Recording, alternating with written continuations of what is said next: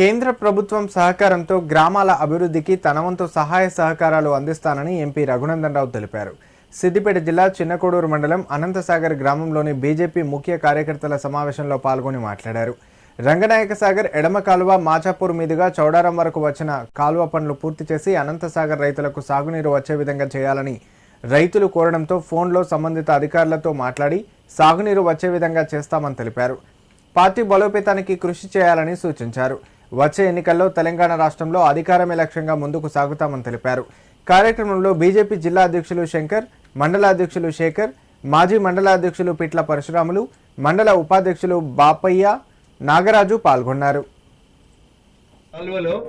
మధ్యలో ఎవరైతే 3-4 రైతులు ఇబ్బంది పడి భూమి ఇవ్వక కాలువ ముందుకు పోకుండా అడ్డం పడతా ఉన్నారో వారం రోజులలో తహసీల్దార్ గారితో నోటీస్ ఇప్పించి మళ్ళీ చౌడారం గ్రామానికి మీ ఊరికి ఎట్లా వచ్చిందో అనంతసాగర్కి అట్లే చౌడారం కూడా పోయి ఇట్లే గ్రామ సభ పెట్టుకొని అక్కడ అవస్థపడి మనల్ని అవస్థ పెడుతున్నటువంటి ఆ రైతన్నల్ని నొప్పించి సాధ్యమైనంత తొందరగా మీకు ఆ కాలువ పనులని ప్రారంభిస్తానని మీ ఓట్లతో గెలిచినటువంటి మీ మెదక్ ఎంపీగా మీ ఊరికి వచ్చి మీకు అందరికీ మాట ఇచ్చిపోతున్నాను. ఈ నెలలోనే ఏప్రిల్ నెలలోనే చౌడారం ఊరికి కూడా పోయి ఇట్లా అందరికి పిలిచి పెద్ద మనుషుల్ని మాట్లాడి వాళ్ళ సమస్యను అడ్రస్ చేసి సాధ్యమైనంత తొందరగా కాలువ కార్యక్రమాన్ని ప్రారంభిస్తాను.